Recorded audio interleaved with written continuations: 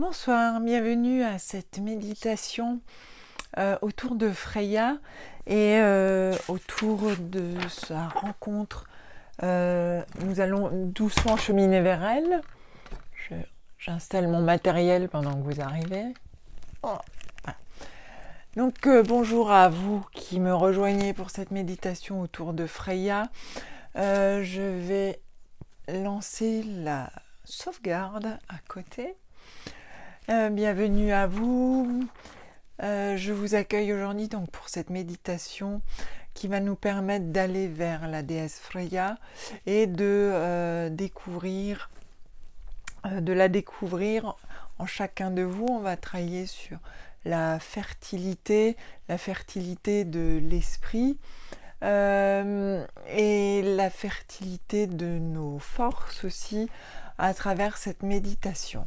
Donc pour celles et ceux qui ne connaissent pas bien Freya... Ah, par contre, il y a Sam qui vient de nous dire bonjour. Sam, alors c'est une tradition, on dit toujours bonjour à Sam quand il y a des directs. Viens Sam.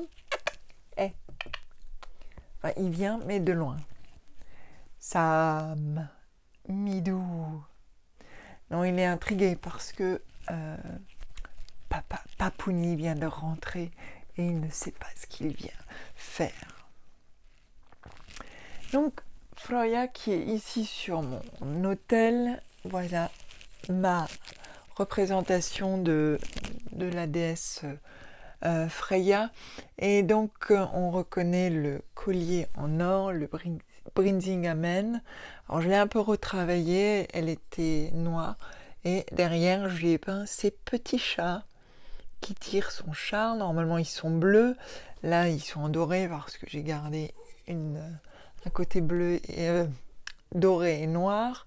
Donc ça, c'est ma petite Freya. Alors, pour la méditation, pour celles et ceux qui ne connaissent pas Freya, elle est censée être très belle, magnifique. On la décrit avec des cheveux clairs, probablement blonds. Extrêmement magnétique, très sensuelle. La sexualité dans son culte a un rôle assez important, ainsi que la magie. Elle aime l'or. D'ailleurs, le Brinsingamen, le collier qu'elle porte, Leda nous raconte que elle l'a eu en couchant avec 4 nains, et c'est en échange, ils lui ont offert ce collier d'or. Alors avec ce collier d'or, il y a eu des histoires avec Loki, le collier disparaît, etc. Et c'est toujours la déesse que tout le monde veut.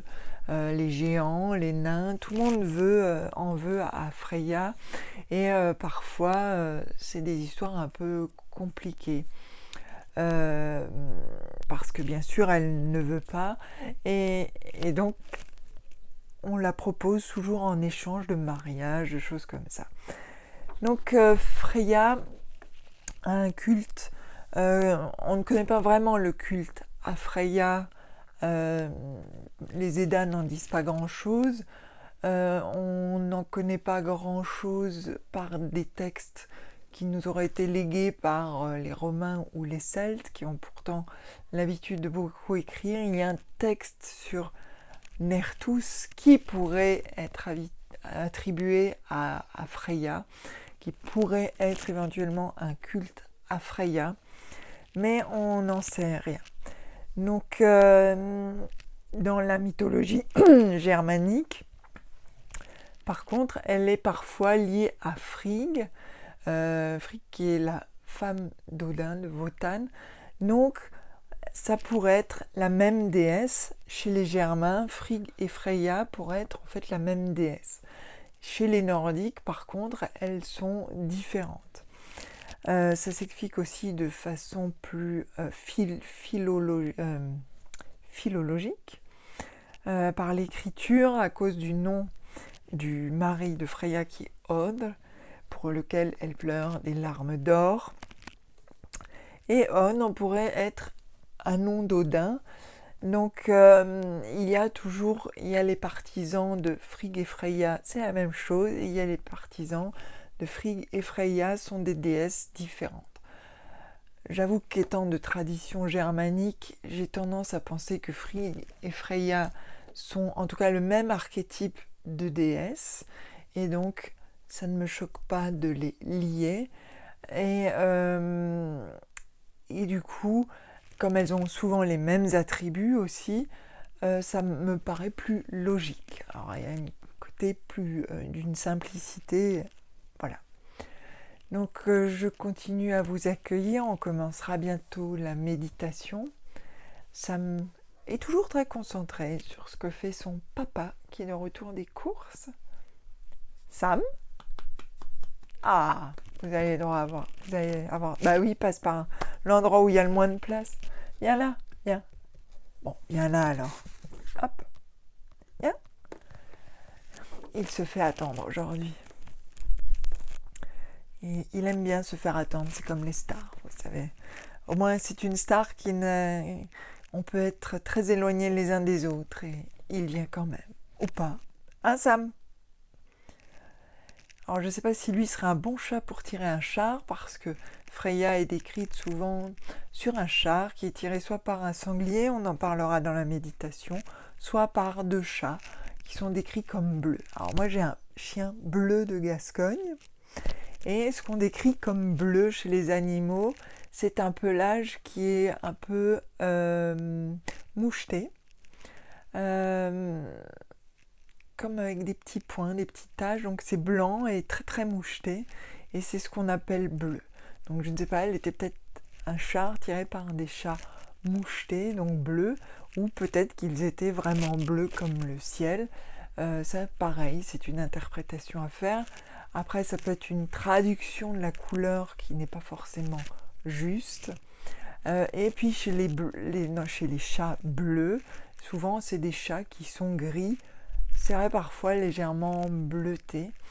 Moi j'avais un chartreux quand j'étais gamine et on disait qu'il avait un pelage bleu, et alors qu'il était gris.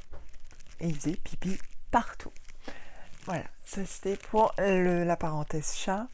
Elle a une cape en plumes de faucon. Ces capes de plumes se retrouvent chez d'autres déesses. Pas forcément du faucon, mais chez la Morrigan, on retrouve l'idée de la cape de plumes. Ce sont des attributs de déesse guerrière. Freya est aussi une déesse guerrière.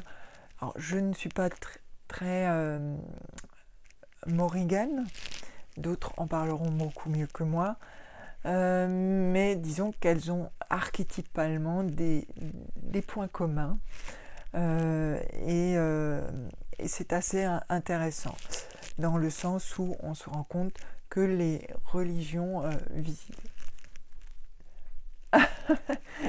Merci, si tu apprends des choses, tant mieux. Merci. Et on retrouve cette cape de plumes, si je ne me trompe pas, chez Katou Bodua, qui est une déesse gauloise qui est à rapprocher de la Morrigan, qu'on peut rapprocher de Freya, qu'on peut rapprocher de Frigg. Alors, il faut savoir que Frigg, quand même, par rapport à Freya, a moins le côté guerrier. Dans la religion nordique, par rapport à la religion germanique, Freya a quand même ce côté guerrier, et à ma connaissance, la Frigg germaine n'a pas ce côté guerrier qu'a Freya chez les Nordiques. Donc c'est toujours aussi, il faut se souvenir que l'histoire a une temporalité, que donc on peut avoir un archétype de déesse qui va partir d'un endroit et il va se transformer avec la culture de chacun, avec l'interprétation de chacun, avec les besoins et les envies de chacun. Et donc elle va aussi changer de nom, puisqu'elle peut aussi changer de langue, enfin d'aire de langage, et les langues en elles-mêmes vont se transformer, et parfois transformer le nom des dieux ou des déesses.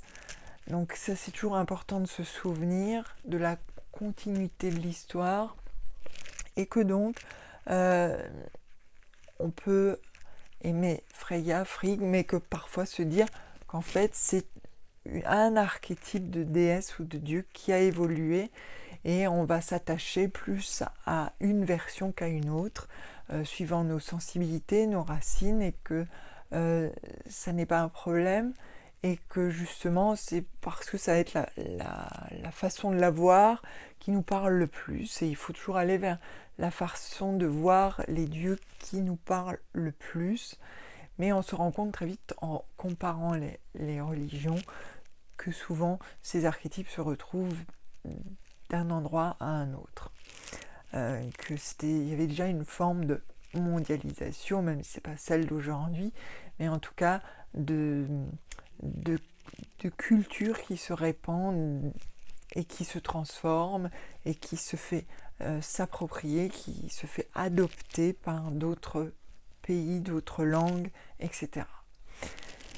Donc je pense que nous pouvons commencer la méditation. Alors je vous propose de vous installer correctement. Vous le savez, avec moi vous pouvez être couché, assis. L'important c'est que vous soyez confortable. Vous pouvez vous asseoir avec les jambes reposées normalement sur une chaise. Vous pouvez vous asseoir en tailleur.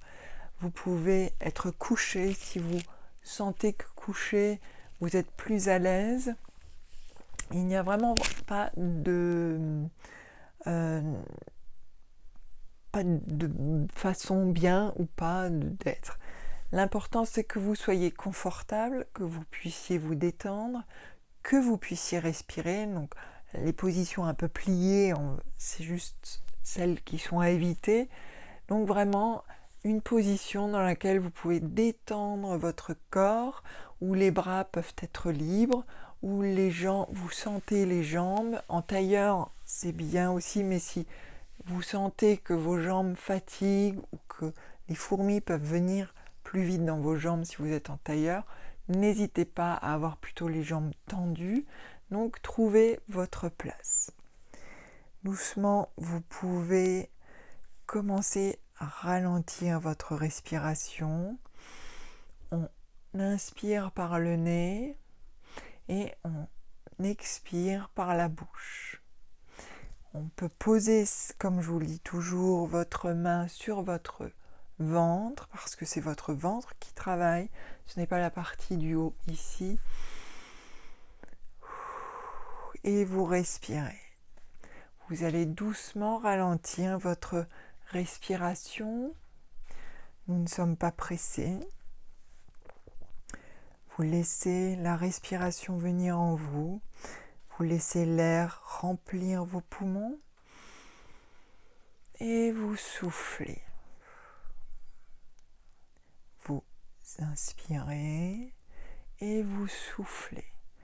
Et avec cette circulation d'air, vous prenez conscience de votre corps et vous prenez conscience de l'air qui entre en vous et qui en ressort.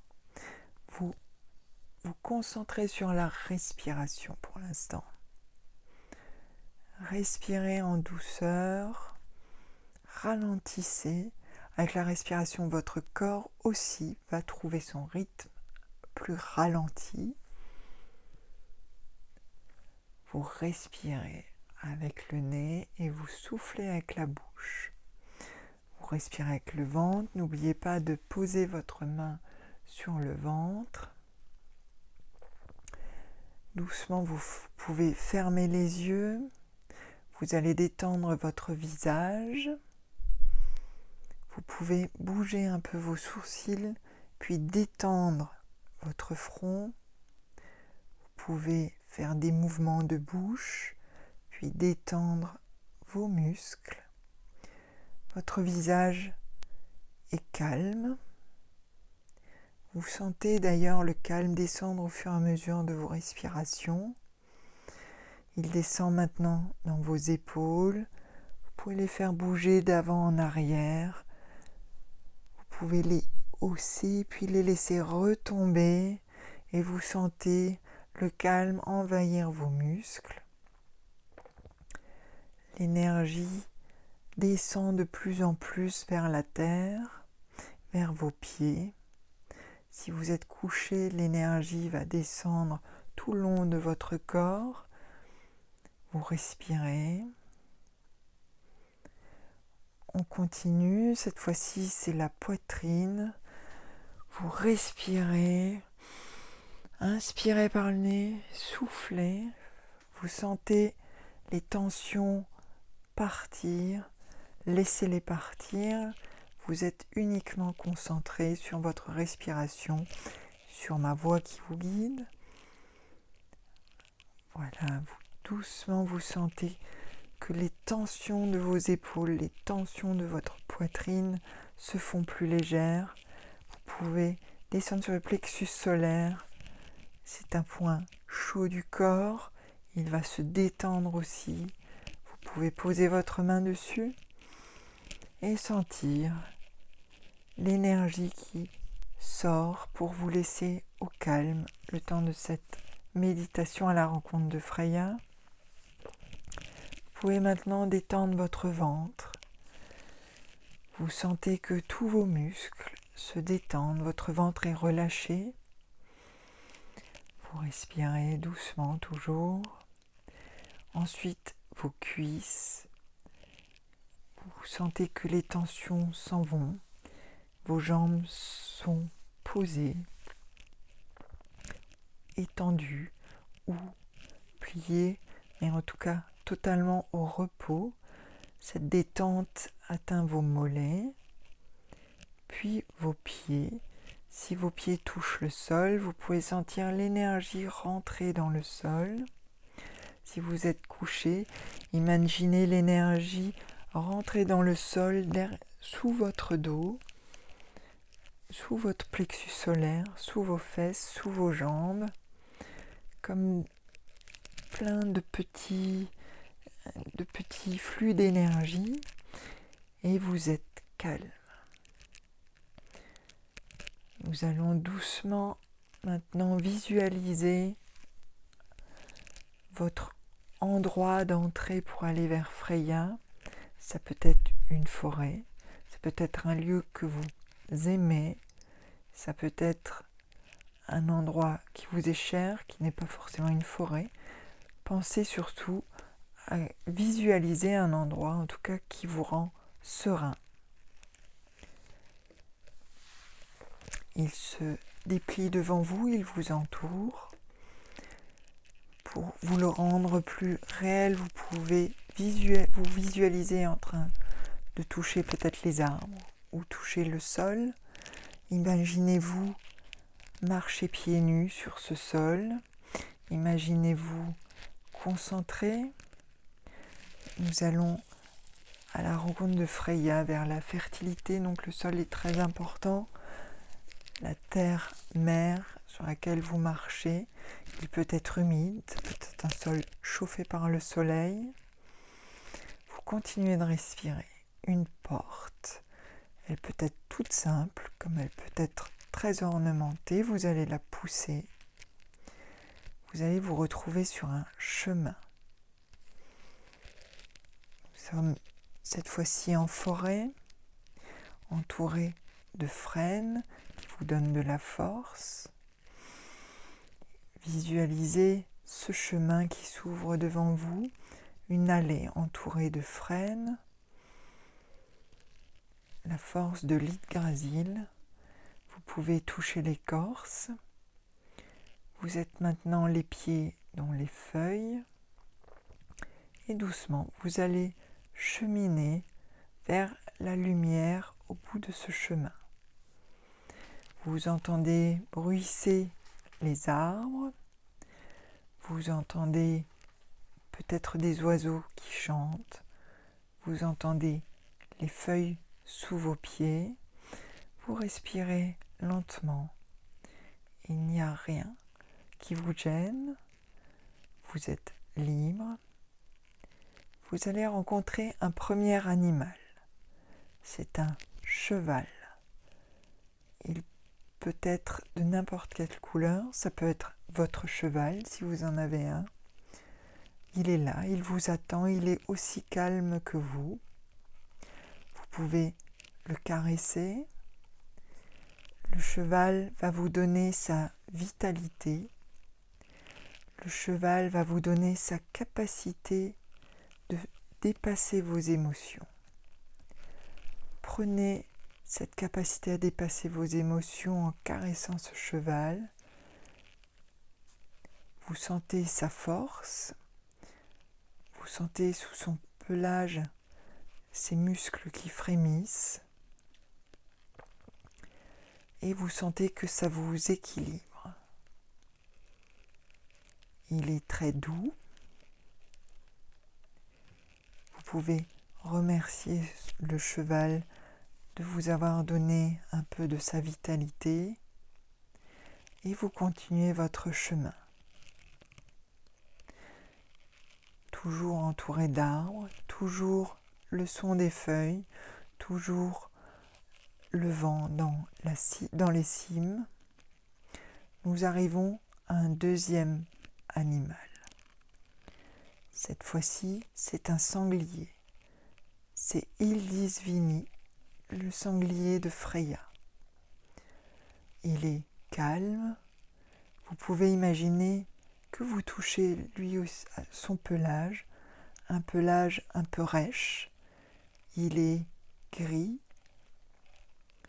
il est fort, vous sentez sa force et vous pouvez à travers son pelage et à travers votre main laisser entrer la force, pénétrer la force dans votre corps.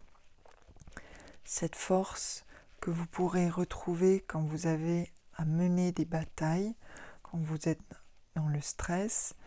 Vous pourrez repenser à cette force que vous avez touchée à travers le pelage de ce sanglier. Laissez-vous porter par cette force, synthétisez-la, elle est en vous pour vos futures batailles. Et lorsque vous aurez à faire face, vous repenserez à ce pelage de sanglier et à ce sanglier sur ce chemin entouré de frênes. Continuez à respirer. Tout est toujours calme. Vous pouvez remercier le sanglier et continuer votre chemin. Vous continuez de marcher dans cette forêt. Vous arrivez devant les chats de Freyja. Ils sont grands, ils sont dignes. Vous pouvez les imaginer très poilus ou peu poilus. Vous pouvez leur donner le bleu que vous souhaitez, peut-être gris, peut-être vraiment bleu, peut-être moucheté. Leurs yeux sont perçants et vous allez toucher leur pelage. Vous pouvez mettre la main sur chaque chat. Ils sont très calmes et justement, ils vont vous donner la patience. Un chat, c'est être patient quand il attend quelque chose. À travers le pelage, à travers votre main, vous allez sentir la patience entrer dans votre corps.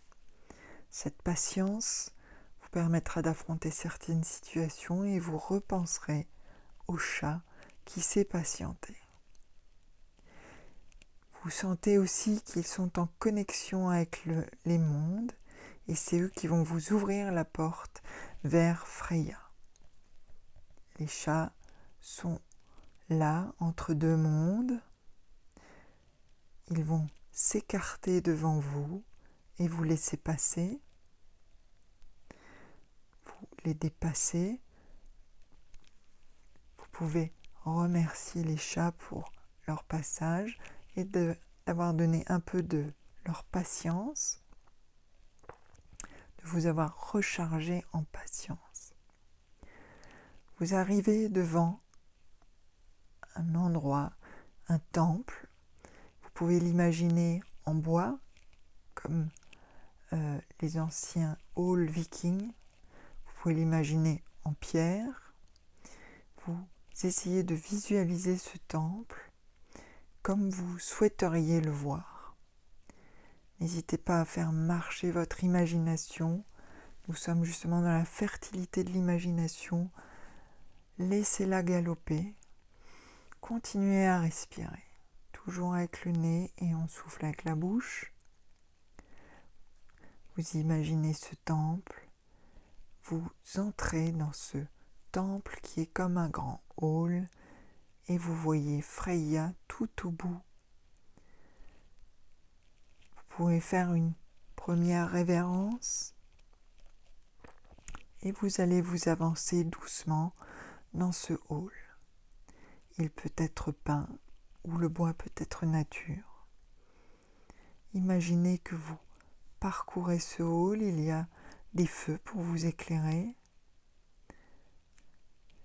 Il y fait bon, vous êtes serein, vous êtes calme. Vous arrivez devant Freya, elle est devant vous dans une robe blanche en lin. Les cheveux sont défaits, ils sont blonds, défaits sur ses épaules, et elle porte le Bringsingamen, son grand collier d'or. Vous sentez qu'elle vous enveloppe de sa protection. Laissez-vous porter par sa force. Elle éveille en vous la fertilité de l'imaginaire. Elle éveille en vous la fertilité de la force. Laissez-vous devenir fertile, un être fertile. Continuez à respirer. Essayez de visualiser la déesse. Prenez un temps pour essayer d'écouter son message, son conseil. Respirez et écoutez.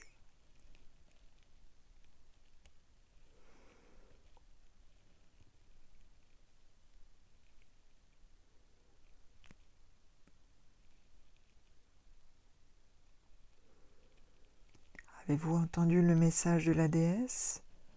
Gardez-le précieusement dans votre cœur. Vous pourrez le noter plus tard. Continuez à respirer.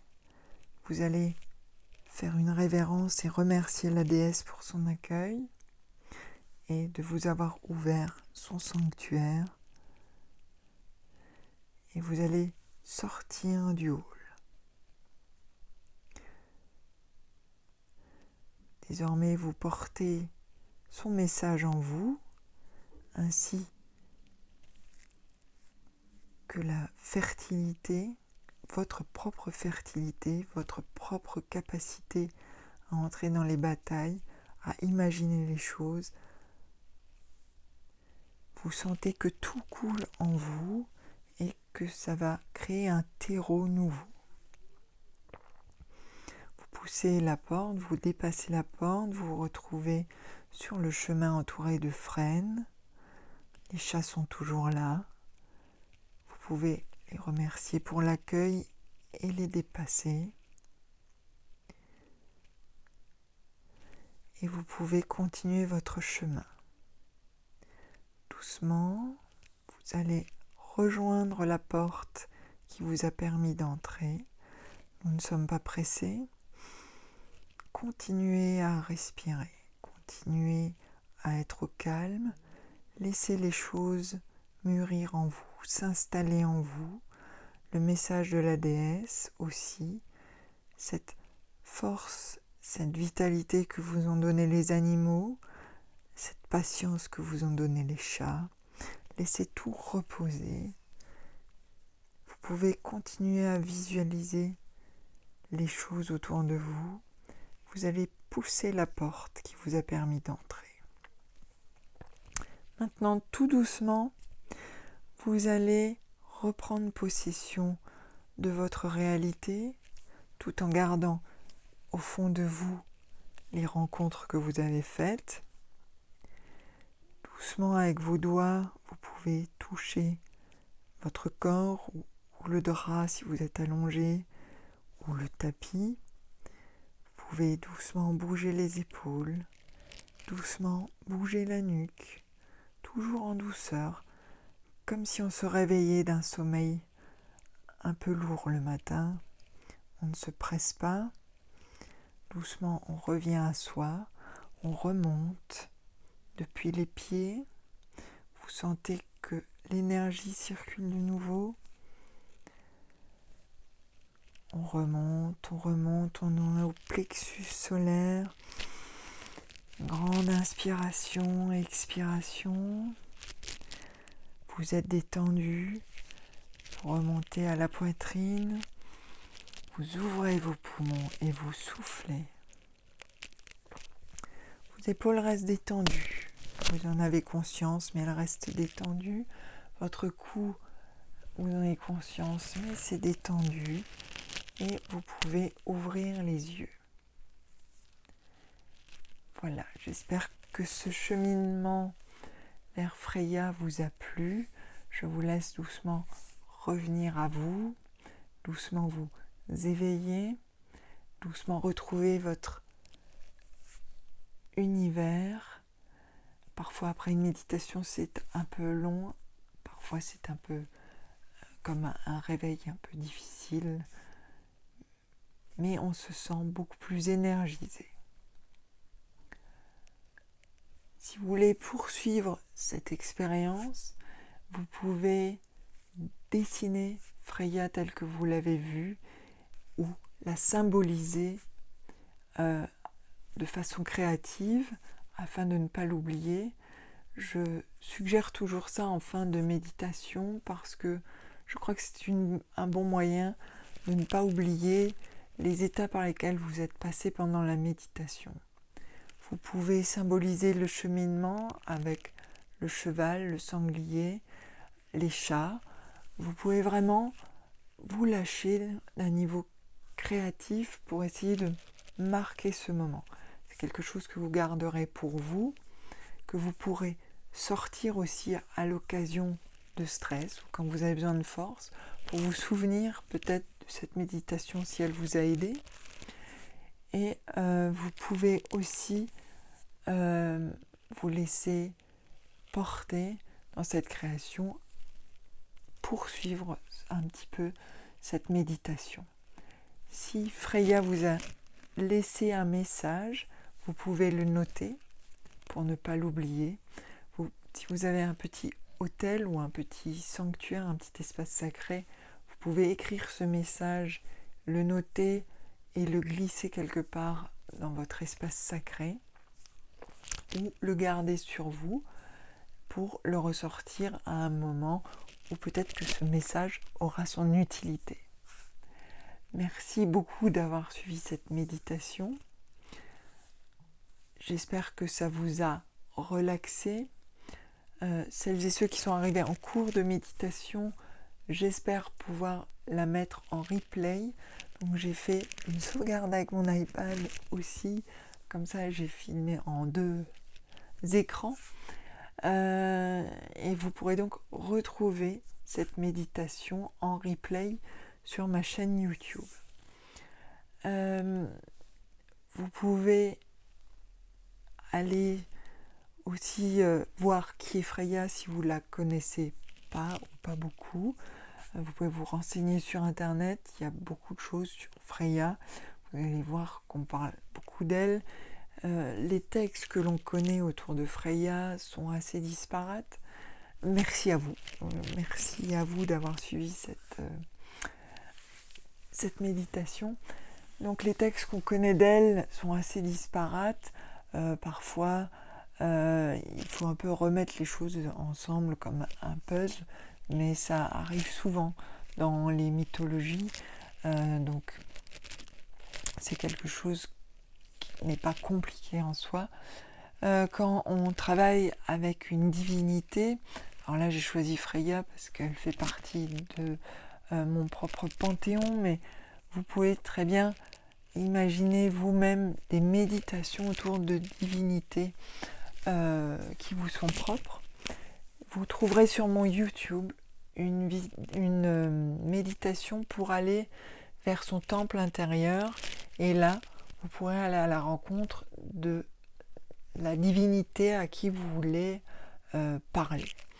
Donc si vous voulez, je vous mettrai le lien en dessous du replay. Je crois que...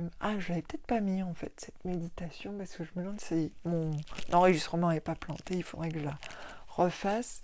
Et c'était à travers les 4 éléments. Mais si je l'ai, je vous mettrai le lien. et si je ne l'ai pas, je la réenregistrerai. Donc merci beaucoup de m'avoir suivi. La prochaine méditation, je ne sais pas quel sera le sujet. J'ai récupéré un jeu de runes et je pense que bientôt je vais proposer aussi des méditations autour des runes, de chaque rune.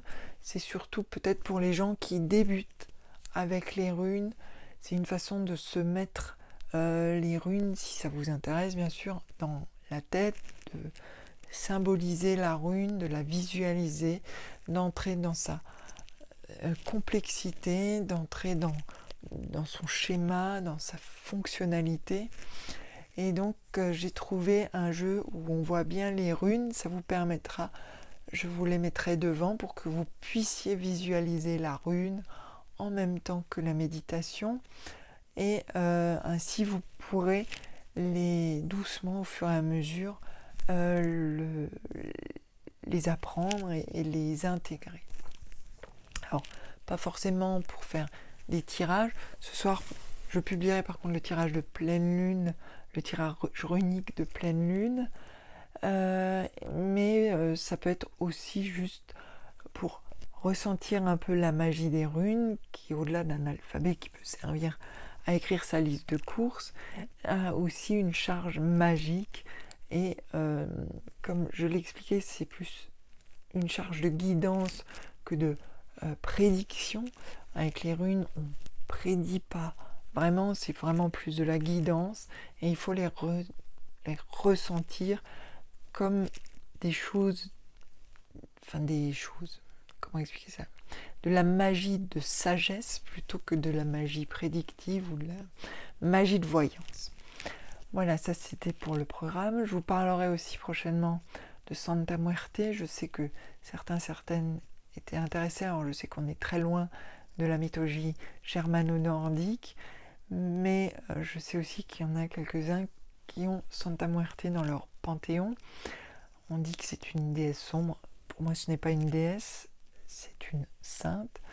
Et donc, on va un peu défricher autour de Santa Muerte, surtout que l'image en général donnée par la pop culture est un petit peu bancale. Mais ça arrive souvent avec la pop culture. Sinon, vous pouvez me poser des questions à la pleine lune, le 7. Ah oui, j'ai oublié le 7. Je vais lancer en story. Vous pourrez me poser une question courte. Vous pouvez déjà y penser. Et j'essaierai d'y répondre avec chaque fois une carte de tarot. Donc, ça sera demain. Je crois que c'est demain, le 7.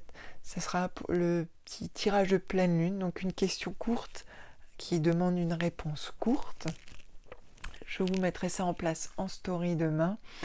Et vous pourrez poser votre question et j'y répondrai avec une carte de tarot. Donc il faudra peut-être du temps suivant le nombre que vous êtes, et puis vous trouverez vos réponses en story.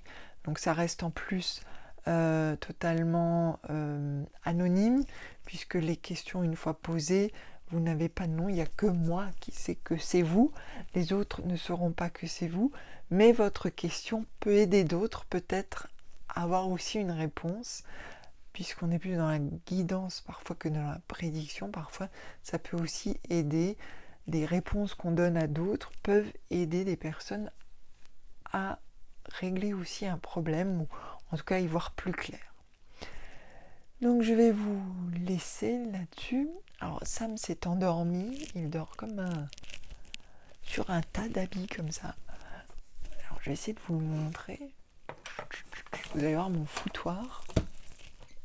Je ne sais pas si vous le voyez. Voilà. Sam. Salut Sam. Voilà. C'est ce qu'on appelle avoir la tête dans le cul.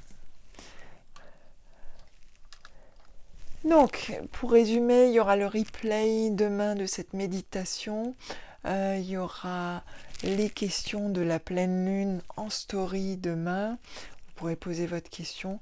J'y répondrai de façon anonyme avec une carte de tarot, donc une question courte. La prochaine méditation, je ne sais pas encore sur quoi ce sera, mais il y aura aussi une série de méditations autour des runes. Et puis, je vous souhaite une bonne soirée. Oui, Sam, il est trop beau, il est trop cute, il est trop poilu. Et là, il est tout endormi. C'est mon Samidou, mon Sam Sam. Et le pire, c'est qu'il sait que je parle de lui. Il va prendre la grosse tête. Et puis après, il viendra plus nous voir. Hein, Sam? Voilà. Donc, je vous souhaite une bonne soirée. Merci beaucoup d'avoir suivi cette méditation. J'espère que Freya vous a délivré un message. Et j'espère que ce message vous a parlé. N'hésitez pas à me poser des questions si quelque chose vous pose problème. On ne sait jamais. Parfois, je peux ne pas être très claire. Donc, n'hésitez pas. Et puis, bonne soirée à tout le monde. À très bientôt.